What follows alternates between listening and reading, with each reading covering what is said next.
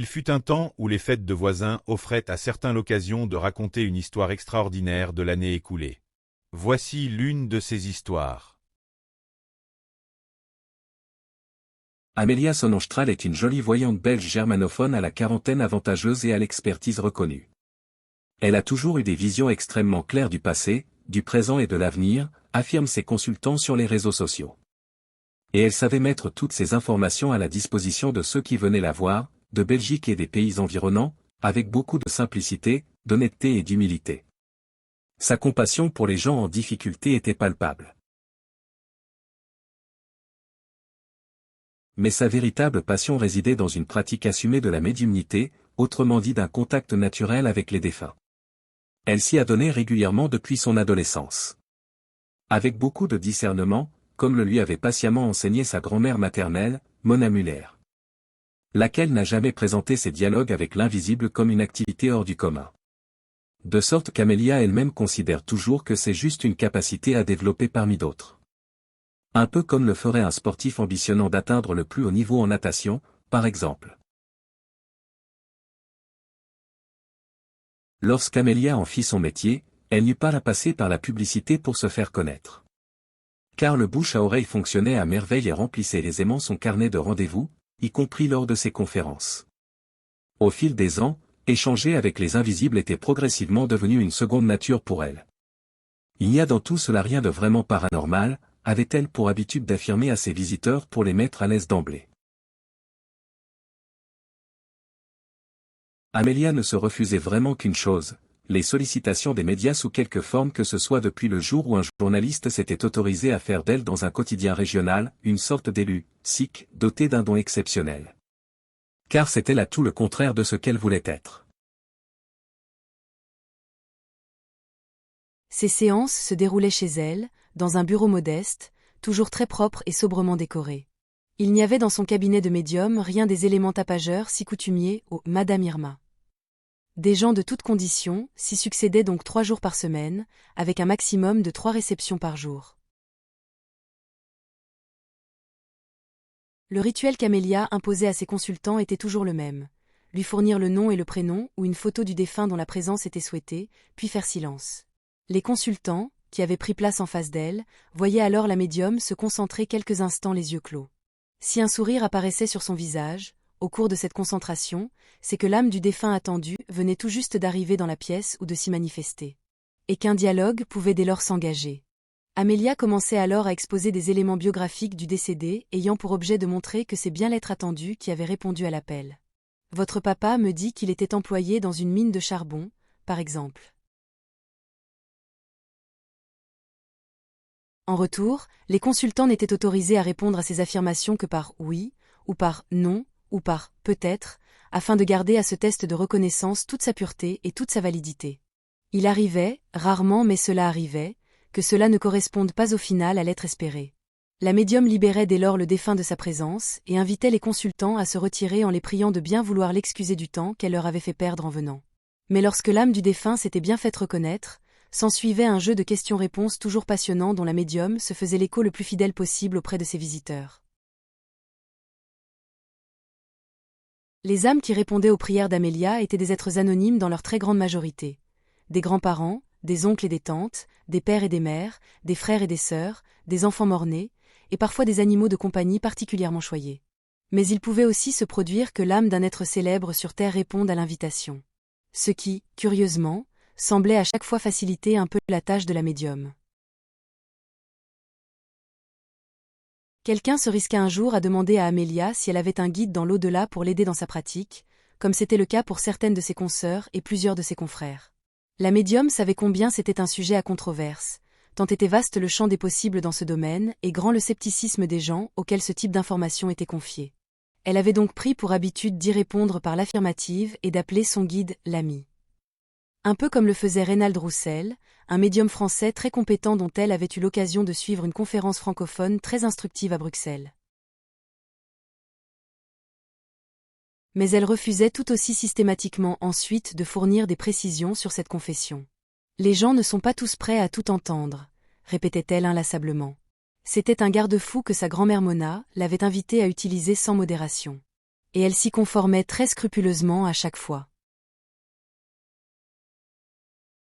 En revanche, elle n'avait jamais hésité à livrer l'identité de cette amie à cette grand-mère lorsqu'elle le lui demandait.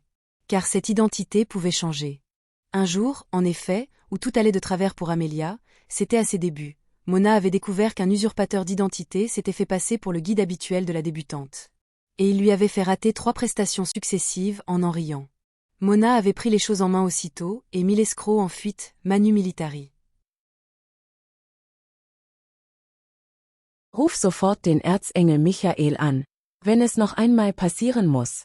Er wird das Problem sofort für dich lösen. Fais aussitôt appel à l'archange Saint-Michel si ça doit se reproduire. Il réglera le problème immédiatement pour toi. Avait-elle ajouté pour sa nièce. L'intervention avait manifestement été musclée, puisque ça ne s'était jamais répété depuis. Cela dit, les aides d'Amelia dans l'au-delà étaient dans la plupart des cas soit son oncle, Georges, frère défunt du père de la jeune médium, soit des anges, des archanges ou des maîtres ascensionnés et parfois des êtres extraterrestres particulièrement évolués et bienveillants à son égard. Ce sont ces aides qui un jour ont bouleversé la vie d'Amelia. Et, bouleversé, est presque un pas l'euphémisme au regard de ce qui s'est réellement produit, comme nous allons le voir. Alors que ça lui avait été annoncé comme un simple cadeau d'anniversaire. Amelia se souvient encore de ce jour comme si c'était hier. Elle était née un 1er janvier. Et cette année-là cela tombait un samedi. Elle avait passé presque toute la journée de la veille avec son mari à préparer le dîner et l'adorable soirée de réveillon qu'il s'apprêtait à offrir à quelques membres de la famille.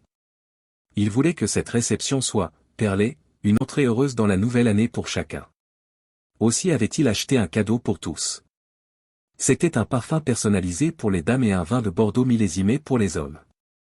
Il les avait tous très soigneusement emballés, étiquetés puis déposés au pied du sapin de Noël qu'ils avaient pris l'habitude de conserver pour sa beauté jusqu'au 5 janvier. Le dîner lui-même avait été conçu avec la précision d'un compositeur de musique pour une œuvre inoubliable. Ils avaient aussi prévu de diffuser de la musique douce en sourdine au moment approprié. Amelia s'était vêtue et très légèrement maquillée pour la soirée. Comme il lui restait un peu de temps avant l'arrivée des premiers invités, elle avait décidé de prendre quelques instants pour méditer. Elle s'était donc isolée dans son bureau, puis avait humblement demandé à l'ami de bien vouloir l'y rejoindre pour l'aider à être à la hauteur de la soirée qui se préparait. L'oncle Georges était venu presque aussitôt. Il s'était dit très sincèrement flatté de la confiance qu'elle lui faisait par cette requête à quelques minutes seulement du repas de réveillon. Mais il ajouta aussitôt que pour le jour anniversaire qui s'annonçait un autre visiteur était sur le point d'arriver. Lequel fut là en quelques instants. Georges le présenta comme « un être sans nom ». Puis il se reprit et précisa que pour lui, Georges, et pour tous les êtres de son entourage dans l'au-delà c'était réellement l'autorité suprême à laquelle ils avaient affaire. Car, ajouta-t-il, il n'y a et il n'y a jamais eu d'autre entité hiérarchiquement supérieure à lui. En réponse à ces propos, le visiteur inattendu, qui semblait avoir une trentaine d'années et une beauté physique indéniable, se tourna vers Amelia. Il lui sourit et prit la parole avec une douceur infinie. Nous avons, ton oncle Georges, tous mes conseillers et moi-même, un cadeau d'anniversaire pour toi Amelia. Considère-le comme une récompense pour tous les efforts que tu as déployés afin de rendre des êtres heureux au cours de l'année écoulée. C'est un cadeau que tu peux accepter ou refuser. Car il correspond à quelque chose qui ne s'est jamais produit sur Terre jusque-là. La jeune femme fut prise de court par ces propos et ne sut très honnêtement que répondre dans l'immédiat, ni même comment s'adresser à cette présence qu'elle qualifierait plus tard de divine, tant elle était attentionnée. Elle remercia donc un peu confuse les 2 entités pour leur présence et ce qu'elle venait de lui annoncer sans bien comprendre ce que cela voulait signifier. D'autant que ces quelques mots n'avaient été suivis du dépôt d'aucun présent matériel.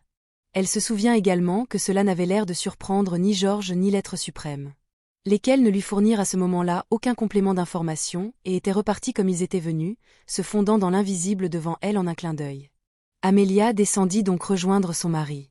Elle se sentait à la fois surprise et heureuse, mais intriguée et un peu dubitative. Aussi ne parla-t-elle à personne de ce qu'elle venait de vivre. Ce n'est qu'à la reprise de ses consultations qu'elle en découvrit la réalité et toute la portée. La seconde semaine de la nouvelle année était arrivée et avec elle son premier rendez-vous médiumnique. Ce mardi 4 janvier, une jeune femme blonde venue du Grand-Duché du Luxembourg tout proche souhaitait la consulter. Amélia se rappelle qu'elle l'avait accueillie et procédé comme à son habitude. La dame était au bord des larmes et désirait entrer en contact avec son fils unique. C'était, disait-elle, un petit garçon adorable mort brutalement, à l'âge de 10 ans, alors qu'il traversait avec son père un passage à piétons sur lequel un automobiliste ivre et drogué au fentanyl les avait fauchés. Le papa s'en était sorti avec des contusions et quelques fractures. Mais l'enfant, lui, était mort, il y a un peu moins de 4 mois, lors de son transfert à l'hôpital. L'auteur de l'accident avait pris la fuite, puis avait été retrouvé et appréhendé par les forces de l'ordre. La vie des parents du petit garçon venait de basculer dans l'enfer des victimes de la route. Amélia sentit instantanément le poids du chagrin de la maman et l'ampleur des espoirs qu'elle fondait à présent sur cette consultation. Elle lança donc un appel mental à Georges, son guide. Lequel dans l'invisible rejoignit les deux femmes sans délai. C'est alors que se produisit l'inattendu, l'impensable, pour les êtres présents. À 1 mètre du siège sur lequel avait pris place la consultante, se forma tout d'abord un premier halo de lumière très blanc au centre et vaporeux sur les bords.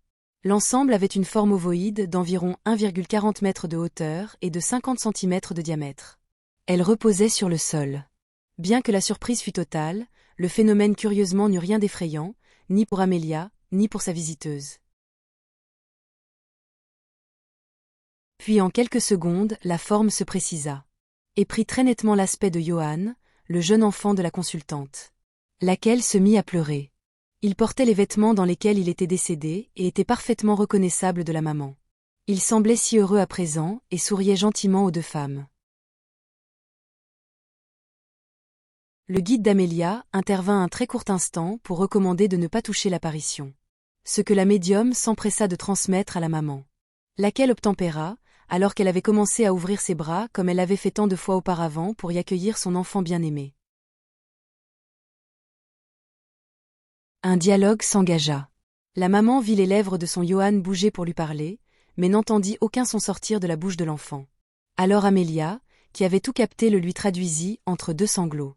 Des sanglots qu'elle-même n'arrivait pas à stopper, tant sa propre émotion venait de la submerger elle aussi à ce moment précis. Car cela, une apparition de ce genre, une vision aussi inouïe, ne lui était jamais arrivée comme cela auparavant. De son côté, le jeune enfant confirma par un pouce levé et des rires que c'était parfaitement ce qu'il venait de dire à sa mère tout au bonheur de la revoir. Durant quelques minutes encore, la maman et son enfant purent donc échanger via la médium des propos que chacun peut aisément imaginer. Puis vint ce moment où la maman n'y tint plus. Elle se leva pour étreindre son petit. Mais cela eut pour effet de faire s'évanouir l'hologramme. Car Johann était apparu sous la forme d'un hologramme animé, bien vivant, en 3 dimensions et en couleur. Alors Georges, le guide d'Amélia, lui confia gentiment que c'était fini. Qu'elle pouvait clore la séance. L'enfant venait de retourner dans l'invisible. Soudain, la médium réalisa que le cadeau divin annoncé pour son anniversaire venait de se concrétiser. Et que cela n'avait effectivement jamais eu lieu sur Terre de cette manière-là, de mémoire de médium. La maman tomba dans les bras d'Amélia. Toutes deux étaient en larmes. Des larmes dans lesquelles se mêlaient à présent la stupéfaction, la joie, et tant de gratitude pour Johann, pour Georges et pour l'être suprême. Durant quelques minutes l'une et l'autre se rassurèrent sur ce qu'elles venaient de vivre. C'était si nouveau, si inconcevable et si hors du commun. C'est donc une maman au comble de l'émerveillement qui rentra au Luxembourg ce jour-là. Elle avait pu revoir son petit adoré quelques instants, presque en chair et en os, comme elle le révéla ensuite à son mari.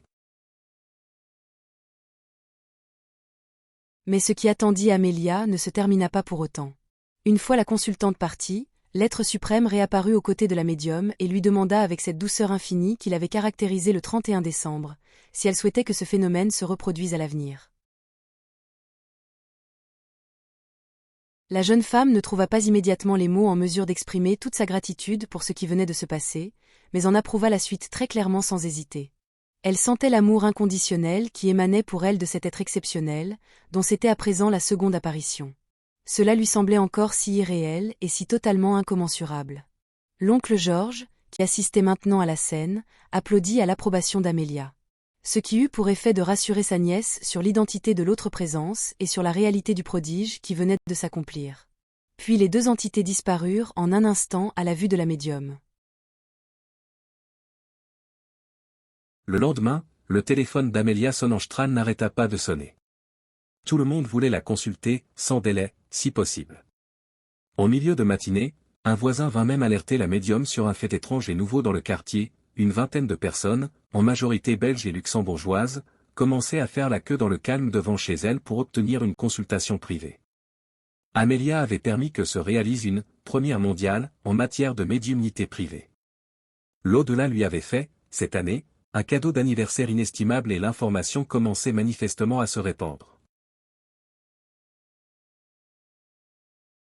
Cette histoire vous a été offerte par Jean-Luc Janisewski, qui l'a créée et mise en scène à titre récréatif. Les êtres, les lieux et les situations de ce récit étant purement fictifs, toute ressemblance avec des personnes, des lieux ou des situations existantes ou ayant existé ne saurait être que fortuite.